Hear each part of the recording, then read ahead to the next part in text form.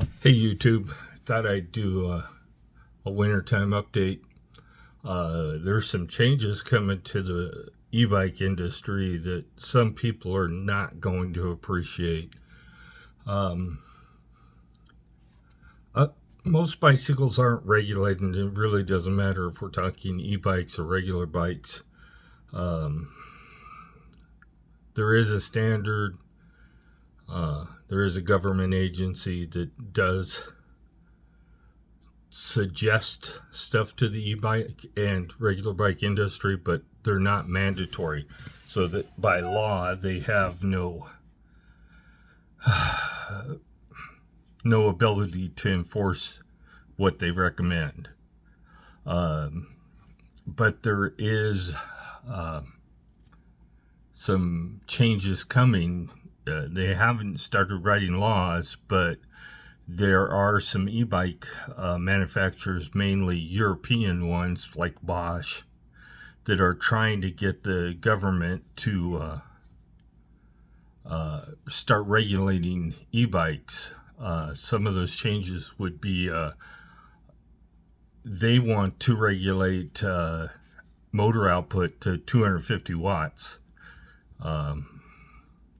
like they are in Europe. A lot of the Chinese bikes that go to Europe have to meet those strict standards, and it's just the way it is. That's why Electric, for example, sells bikes in Canada and the U.S. In order to sell bikes in Europe, there's a strict guideline they have to meet by law, European law, in order to sell a bike in Europe. The U.S. doesn't have anything like that right now, other than some of the states, well, the federal government and the states regulate what's considered an e-bike based on another set of standards, but Bosch is lobbying Congress to change that law to meet the standards Europe has. So they, it's a market thing. Bosch doesn't want to make two different bikes for the U.S. market and the European market. They want to make one bike, and currently that's the way it does. Their bike systems, Shimano, Yamaha, all the bike systems want to make one standard, so they're lobbying Congress to change the law to make it so there is one standard. And it would destroy, for most of you, your opportunity to buy a cheap bike, because once they regulate those, there would be a period of time where Chinese would not be producing bikes for the U.S. They would be trying to retool, figure out, limit. A lot of them can limit their wattage output of their motor by software alone, but there's some of them that can't do that. So sometime in the future, you're going to see new laws come out, and if they change them federally first, then the states will follow in line with the government, and that bike that you currently have would no longer be legal to ride on the bikeways and pathways, because it would be too powerful. Now, I see this happening for the simple reason is there's too many incidents out there where people are riding Cirons and high-powered bikes on bike paths, scaring the crap out of people. Example here is we've never caught it on camera, but we have a guy that rides a scooter, a two-wheel scooter, on the bike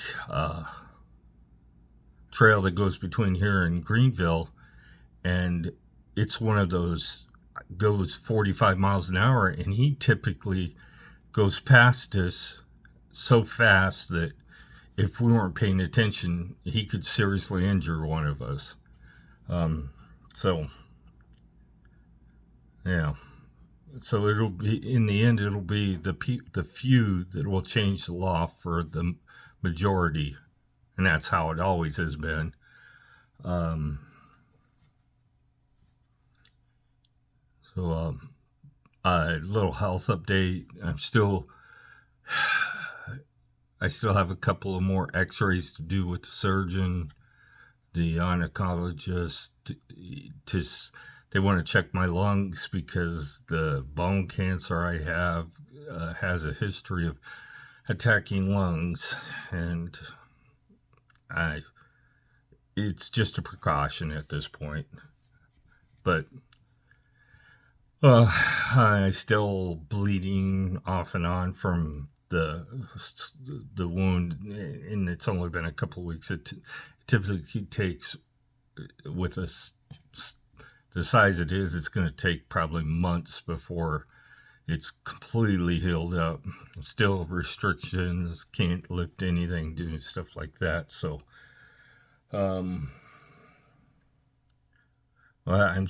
they said normal activity, but normal without any lifting. To keep busy, I did a belt the other day, but it didn't require any sewing, and sewing's what I have problems with. The leather work is the sewing part of it, but that was a Christmas present, so that's finished. We haven't done any wintertime rock hunting, which would probably be the best time to do it for the most part after storms. You can see in the background, back here, you can see our Uper light display back there. It even glows in the daytime. It was an expensive light to put up there, but it works. Whereas most of the stuff we found didn't work. So e-bike wise, the bikes are up for the winter. Haven't done anything special with them. A lot of you guys have reached out and looked at those wintertime storage videos for the battery. Just a reminder, 50 volts, or that's if you're looking at the display and you're looking at the energy bar, it would be 1 bar down from full. Would be about the range you want to leave it in. You never store a lithium battery fully charged for more than a month or so. It's kind of a tough one because a lot of times you just want to get out and ride your bike, and then you're waiting 4 to 8 hours for it to recharge. But that's the way it is. We'll see next year how the battery held up over. Next year will be year number 4 of riding. And I have probably 1,000 charges already on the battery. I'm already beyond what electric rates the battery life at, 600 to 800 charges. So I'll be in the 1,000 charge range. And that 6,800 rating is full discharge from till the battery stops working. You'll get 6,800 charges out of it, but most of us will never have to worry about that, because unless you're riding 35 miles every day and you're discharging the battery to the point you're pedaling home the last mile or so, you should be able to get multiple thousands of charges out of the battery before it gets to the point that you need to replace it. Electric did update their battery in some of their new models. What do we call it? Model 4, Model 3. They went with the 14 amp battery. There is one available you can buy that fits in any bike except for the light. There's batteries that will fit in all the rest of them that are 14 amps.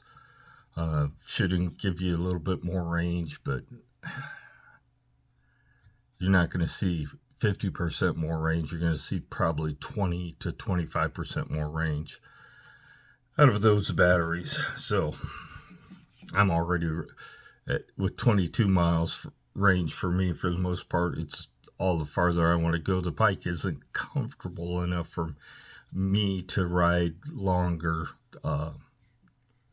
and there's some ways to make it more comfortable, but the short of it is, for most people, the bike is too long. Even though they're saying 5'4" to 6'5" or whatever it is, I would more say that the bike is better fitted for somebody that would normally ride a large frame instead of a smaller medium. It's definitely not a smaller or medium frame because of the length. So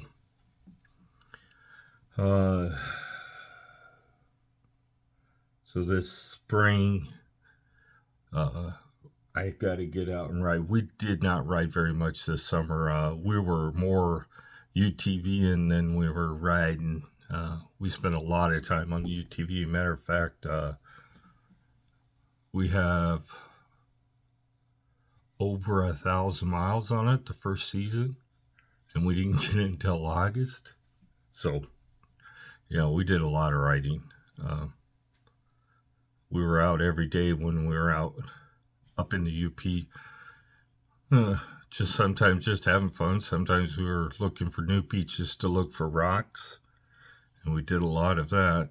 And we have rocks everywhere right now. We got to get the rock station, the rock working station set up downstairs. I got to figure something out for the tumblers so that we can't hear them. Not sure. It might be as simple as just putting it on a stone surface on the floor will make it so that we can't hear it. But they can't. I mean, you could leave them outside. It's have to get pretty cold for the solution, the water in them, the tumblers to freeze, because there's heat generated as it turns. The friction from the rocks rubbing on the polishing material will keep the drums pretty warm. So,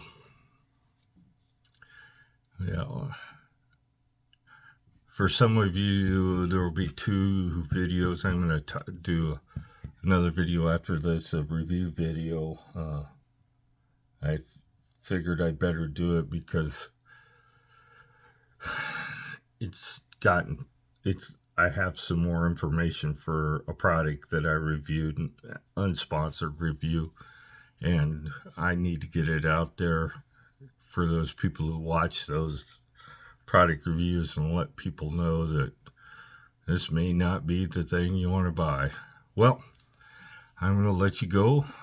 Just keep in mind, start looking for some kind of regulatory thing coming in for e-bikes, and there will be some public input. If you, in your state, see this in the news or something, you may want to speak up. You may end up have to purchase a whole new e-bike because of upcoming regulatory laws going into effect. So if you have some input into it, you may be able to change your mind on what happens. Otherwise, the big e-bike companies from Europe and Japan are going to force our hand to make us buy bikes that meet their standards versus the ones we have now. So have a great day.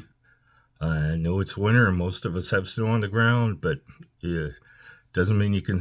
If you want to get out and ride your bike in the wintertime, you can still do that. Keep in mind, if you're going to ride your electric bike in the snow, it can't be up past the center of the wheel. Otherwise, you will eventually short out the motor. I would avoid any packed snow or ice. If you got a trail out there that hasn't been used and you can go out there and ride in fresh snow, go for it. It's fun. I enjoyed it. It's quiet. You'll lose some miles on the battery, but hey, it's worth an adventure. Unpacked snow, you have no problems with traction. Ice, it can be iffy. Okay, have a great day. Hope to see you guys in the comment section. If you like the video, like it. If you don't like it, don't, you know what to do. Have a great day.